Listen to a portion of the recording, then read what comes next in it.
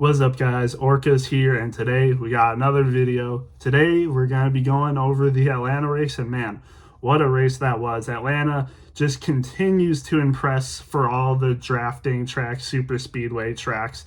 I mean, you see it on social media. A lot of people seem to be in agreement that Atlanta has been crowned the best super speedway track, and honestly, especially because of this race, it's not hard to see why that is the case. But man, what a race. I mean, it would have been pretty hard to top last year's Atlanta race, but hey, this was a worthy successor. I mean, again, not better than last year's by any means. That one was absolutely insane, but this one, again, worthy successor. Definitely better than the Daytona 500 in my opinion. This track just races so good. I mean, it's hard to believe this is a drafting track or a super speedway track because of how this races. I mean, everything about it just works. This is how Daytona and Talladega should race. And it's got to do with the track. I mean, it's a 1.5 mile track. It's not a 2.25 mile track. It's supposed to be an intermediate track, but it's designed and raced on as a super speedway, and it just works, man. I mean, so good. I mean, you can tell that it's so different. It's so different. Even though it's the same package, it's plate racing, but I mean, it's just so different and it's so good. Like, it actually feels like they're actually racing. It feels like they're actually racing, like actually trying. And it's just so good to see. And it feels like they're actually able to, do stuff. And it works so well. It really does. This track, Atlanta, NASCAR nailed it with this track and this package and what they do here. It's amazing. I mean, yeah, really not much to say, just that this was an amazing race. You're able to use almost any lane. Like, when you have the right people with you, you can make the inside work, you can make the outside work, you can make the middle work. You can do almost anything, and you can even do stuff on your own. We were seeing like combinations from like the truck and Xfinity races where sometimes they were, single file for a good amount of time, but they were able to move, and like you saw the stuff they were doing, exchanging positions. On the outside, they dive to the inside, make the pass back up on the outside. It worked. And so many other stuff. I mean, the lead changes as well. How many lead changes were there in this race? It might have either tied or broken the record. Like, especially at the end, you had people like Christopher Bell, Kyle Larson, and even Ross Chastain was in the mix. Like, even Carson Hocevar. Man, just such a good race. I sincerely hope they continue to do this, and I hope they can, I know that Daytona and Talladega won't be the same as this, but man, if they can just change some things with those two races to make it similar to this, I'm not saying it has to be the same, but similar to this, man, super speedway racing would be so good right now. And of course, yeah, it was just good. Of course, like especially even the cautions, like some of the crashes they endure, like, it's nothing serious. Like, the crashes weren't too hard. The only crash that was really that bad was Daniel Suarez crash with all the other people involved. But other than that, you're not seeing people like freaking flipping, taking off like a Boeing 370 or whatever. Like, it's pretty tame. Like, no one, it's not terrible. I know we saw some worse crashes last year, especially in the Xfinity race with Allgaier, but he was still fine. No one's making a big deal out of these crashes. Like, it's still good. And of course, like I said, the racing. So many people were up front today, like I said. And you had people like Alex Bowman, William Byron, even Chase Elliott for a little bit. You had Bubba Wallace. Of course, Ryan Blaney, Austin Cindric, Joey Logano, the best guys in the business, even Ricky Stenhouse. And Chase Briscoe was up there for a bit too. Unfortunate what happened to him. We'll talk about that. But, I mean, just such good racing. So yeah, let's just get to this. Let's just get to the racing and the race overview in general. So stage one, pretty tame. I don't think there were any cause for cautions in stage one, if I'm not mistaken. And I think it was Josh Berry that ended up getting the stage win. Of course, like I said, Team Penske dominated this race yet again. I mean, you had Ryan Blaney, Joey Logano, Austin Cindric, and even Josh Berry, which isn't a Penske car, but they are made in the same garage as Penske, very Penske affiliated. Those four were up front the entire day almost, and Josh Berry gets the stage win. And yeah, that was that. Of course, Austin Cindric was right behind him, but stage two kind of shook it up a little bit. Even in stage one, actually, Ford had 9 of the 10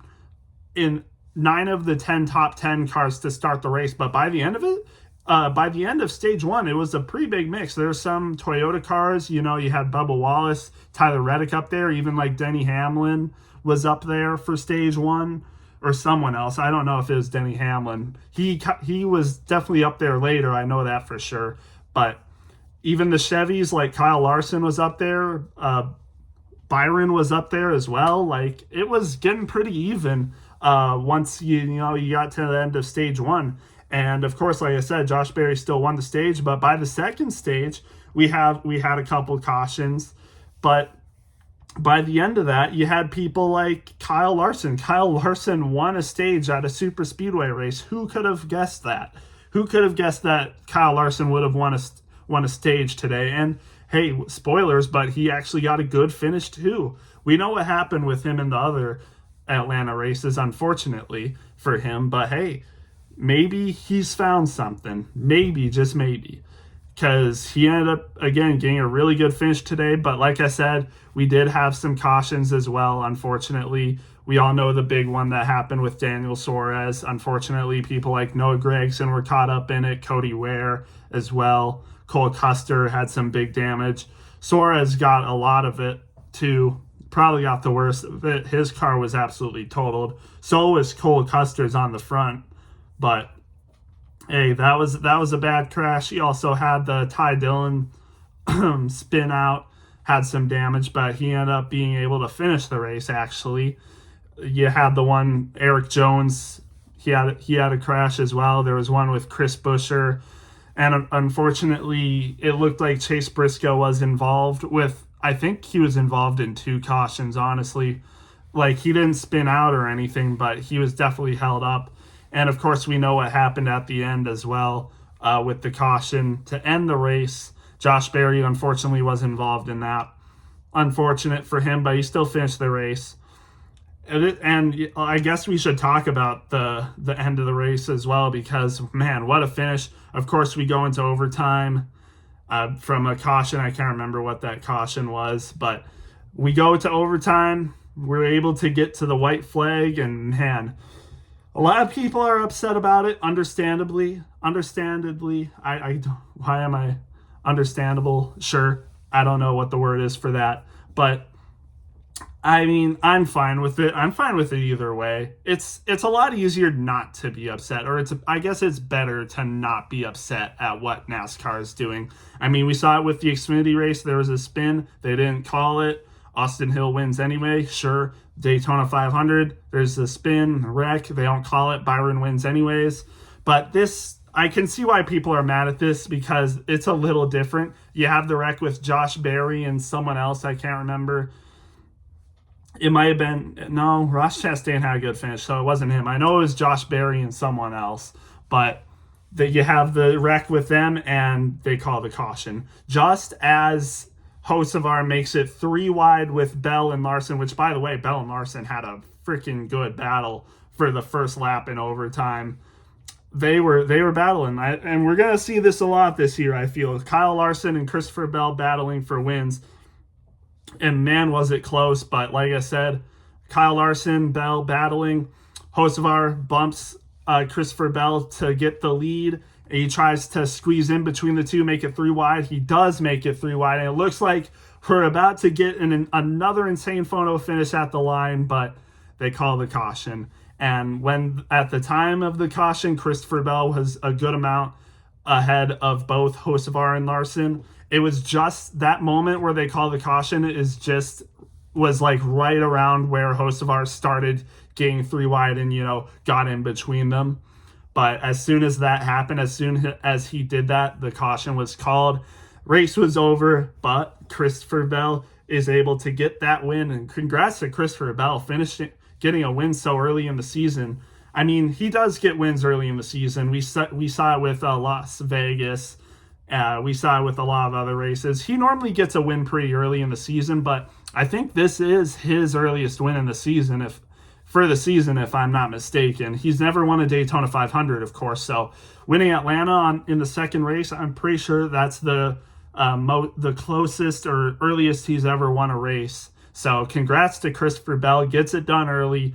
William Byron and Christopher Bell, both really good drivers, both top 10 drivers easily, get wins right to start the season. So, I mean, you can't knock NASCAR so far for being parity, because two of the best drivers in NASCAR have gotten the 2 earliest wins. So congrats, Christopher Bell. As you guys might know, one of my more favorite drivers, top 5 probably, at least top 10. So I'm very happy for Christopher Bell. At least one JGR car did good today, because unfortunately, well, actually, never mind, but, it wasn't a great day for some JGR cars. But hey, Christopher Bell got a good finish. I'm happy about that. Wins the race, locks himself in. I think we all knew that he was going to make the playoffs. He's a lock to make the playoffs every year, unless he gets injured somehow. But yeah, great race for Christopher Bell. Definitely deserved this one. I mean, the Toyotas, we saw it with qualifying. Toyota's not good in qualifying, but they made their way up pretty quickly in this race. We saw Bubba Wallace and Tyler Reddick. They were the first ones to make it up pretty fast in the race. So good for them. And then you saw the JGR cars, Chase Briscoe, Christopher Bell, Denny Hamlin make their way up there. Even Legacy with John Hunter Nemechek and Eric Jones, they were able to make their way up in the race pretty fast. So that was nice to see. But of course, like I said, the ending, Christopher Bell wins it. A little controversial, but hey, they get it done. Another thing I do want to talk about is Carson Hocevar, who finished second in this race. Good for him, but he definitely didn't make any friends this race. Let's just say it lightly. I mean, had a little bit of beef with almost everyone today, I would say. And some of the best drivers in the business too, of course, Ryan Blaney, Ross Chastain, Kyle Busch, who all had good finishes. But hey, Carson Hocevar had to do a little dirty work to get where he was. And, he said it, like, he's normally not a good super speedway racer. He's normally running in the back in 40th waiting for a wreck to happen so he can make his way up. But we saw it with Daytona. He's not a good super speedway racer, and I was literally saying that to myself when I was watching Daytona. I see him in last, and it's like, yeah, Carson Hocevar is just not a good super speedway racer, but he gets second today, so hey, maybe Atlanta has something going for him. But again, like I said, he didn't make any friends today. Even early in the race, Kyle Busch was the first one to be pissed about him because he was aggressively driving, doing some weird stuff, going up and down the track. He didn't like that, especially when he was with him.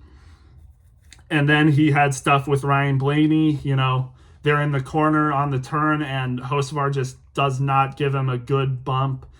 Just hits him where he shouldn't, especially on a turn, spins him out, causes a caution. Blaney's able to make his way back up into the top 10 again, of course, pretty easily. But hey, Blaney, I mean, they're not going to like that. And again, of course, for the last person, Ross Chastain, who was the first person to talk to him after the race, had some words for him, giving him advice, I would say. Blaney gave him advice too. So, but, of course, they're not happy with him. And, Carson Hocevar, he's a good driver, and Blaney said this. He's got talent, but he just needs to be, more careful with what he does. He needs to be better, basically, and, not make these mistakes and stuff like that. But, hey, still a good race from Hocevar. He seemed pretty troubled after what he did, but I hope he doesn't take it too hard. I hope he continues to run good.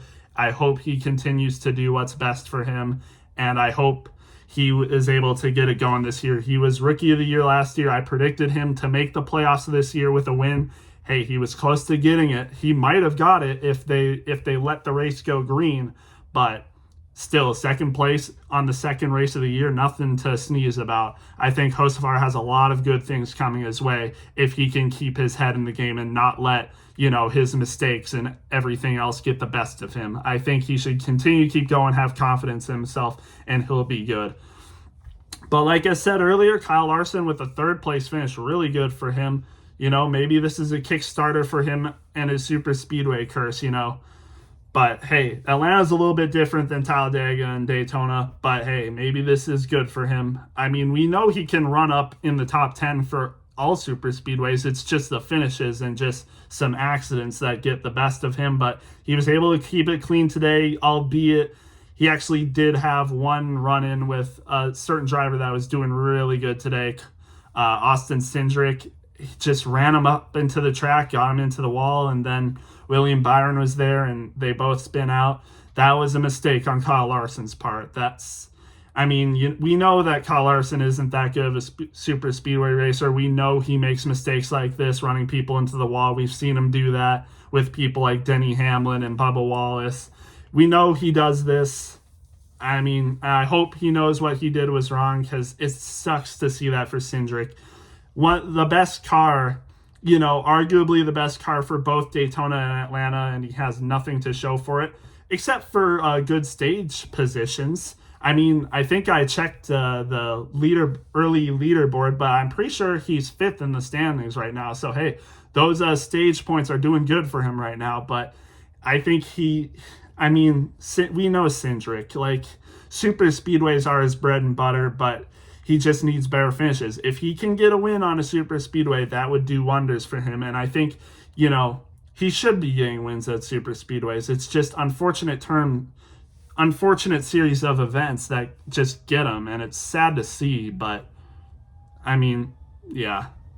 just sad to see for Cindric, who ended up, where did he finish in this race?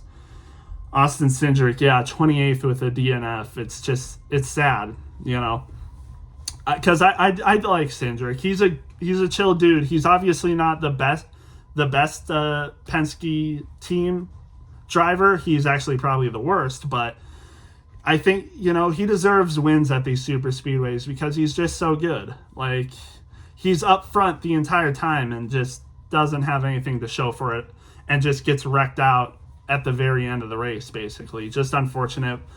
It was at the hands of Kyle Larson, but Kyle Larson gets a third place finish. I guess that third place finish is karma for wrecking Austin Cindric and not getting the win. But other than that, still a good race. Ryan Blaney, even though he got spun out by Carson Hocevar, still got a fourth place finish. He was falling back earlier in the race, but hey, finds something and finds his way up front, so good for him. Ricky Stenhouse Jr., who might be getting a lot of crap for hitting Chase Elliott.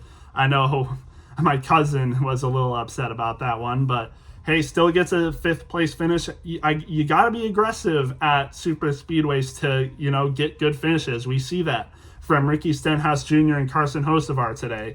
And even Kyle Larson, you have to be aggressive and possibly have to do things no one likes or even you don't like to get these good finishes, whether by accident or even on purpose sometimes. So I don't know if that was on purpose from Kyle Larson or not, but I don't think that was on purpose for Ricky Stenhouse. I saw him, make contact with Briscoe and then forced up the track into Chase Elliott. So I don't know what happened, but still not bad. Not a bad day for Ricky Stenhouse Jr., albeit he might get a lot of criticism from a lot of people.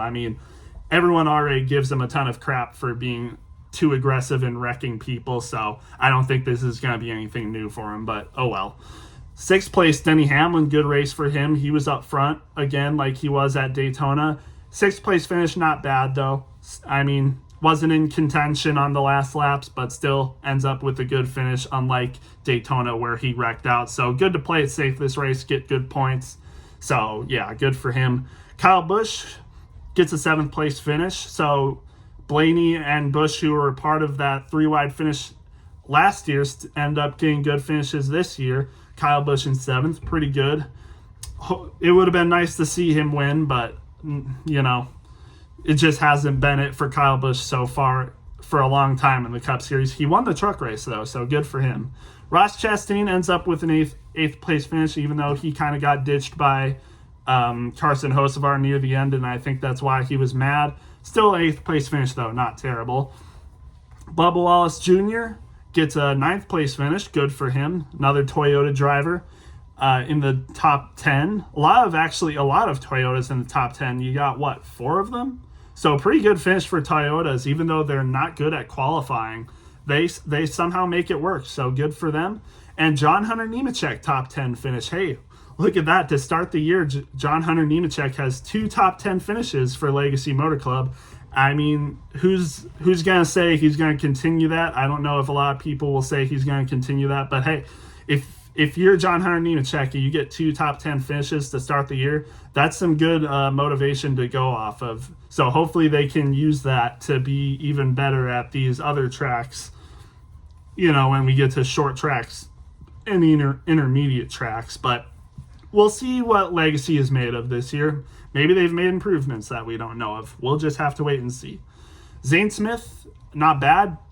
11th place finish. He wasn't really in the picture at all in this race, and he just somehow gets a top 15 finish in 11th, so good for him. You got Joey Logano, who was running up front for most of the day, but it didn't really seem like he was ever a threat to really win this race. I projected that he would win the race, and I shouldn't say it didn't really look like he was ever a threat, because I think he might have led the most laps this race out of anyone.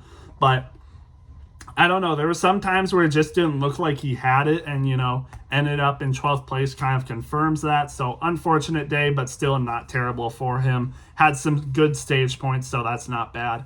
McDowell, I mean, we got a story for Michael McDowell. This dude was 6 laps down with a power steering issue, and because of all the cautions, he ends up back in the top 15 and gets a 13th place finish off of a car that had to be repaired for power steering. I mean, what is that? He was in the garage fixing that. I mean, and that's amazing with these new DVP rules. He is able to get back out on the track and get a top 13. 13th for Michael McDowell. How about that? Good job for him. 14th for AJ Allmendinger. Pretty good race. Todd Gilliland, 15th. He was running up front a lot, and unfortunately, I think he blew a tire or something, and that was one of the cautions as well. Had to get that fixed up, and it was hard. But he made his way back up, top 15. I mean, Todd Gilliland is good at these races, and, with front row equipment, he knows what he's doing. He was up front. He was giving it the business to the Penske cars early in the race, and, impressive run for Todd Gilliland. Unfortunately, the result didn't exactly show for it, but still 15th isn't terrible. Then we get some other people. Austin Dillon, 16th. Riley Herbst, 17th. Ryan Preece, 18th. He was caught up in the last lap wreck. I mean, Preece needs to catch a break at these super speedways.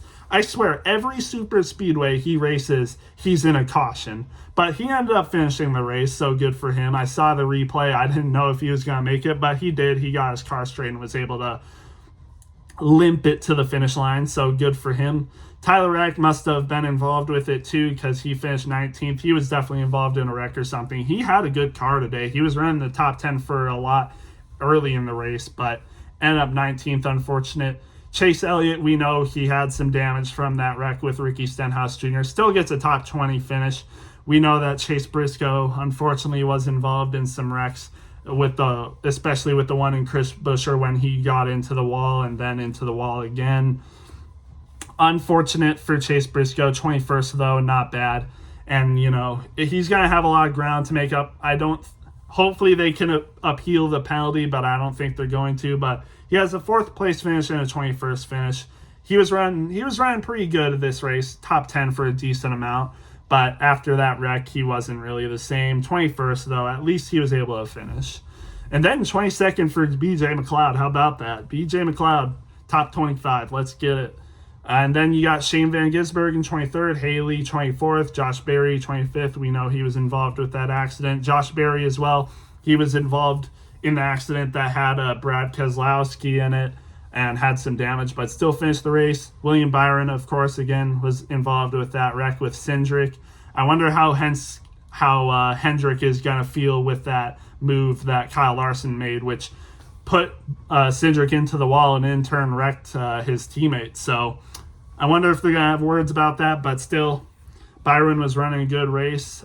I mean, if those two could have worked together for the entire time, who knows what could have happened. Maybe Kyle Larson could have won, but Kyle Larson made a, risky, perhaps bad move that put Cindric in the wall, wrecked him, and then wrecked his teammates. So unfortunate. And then, of course, Cindric finishes right under Byron, did not finish the race. Ty Dillon, 29th, he had that early wreck. Guess was never the same after that. 29th. Buescher, 30th, was involved in the wreck. Eric Jones, 31st, was involved in stuff. And then Ty Gibbs, wreck. Daniel Suarez, of course, the wreck.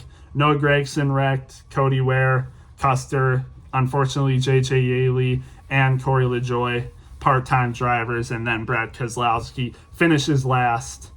But, hey, that's the race. I thought it was really good. Really good race. I think the ending does bump it down a little bit. I don't mind the ending. I'm not mad that they threw the caution flag because, of course, Christopher Bell won. Maybe if Bell didn't win or if, Larson won over him somehow, if he got ahead of, in the 3 wide, if he got ahead of Christopher Bell and then they threw the caution, I might have been a little mad, but they saw the wreck, immediately threw the caution, and Christopher Bell wins. I can't be too mad about that, but it does bump it down a little bit. If not for that, I probably would have given this race a 94 or a 95, but I will give this race a 90 out of 100 or a 9 out of 10. Really good race. Maybe the cautions were a little much sometimes, but I still thought it was a good race. And, I hope, again, the super speedways can be this good consistently with Daytona and Talladega. Hopefully they could make improvements to those races. And yeah, with that being said, we got COTA next week, road course race. We got Red Bull returning with Shane Van Gisbergen and Connor Zilisch for that race. Connor Zilisch should be interesting to watch, but until then, we'll see you guys in the next one.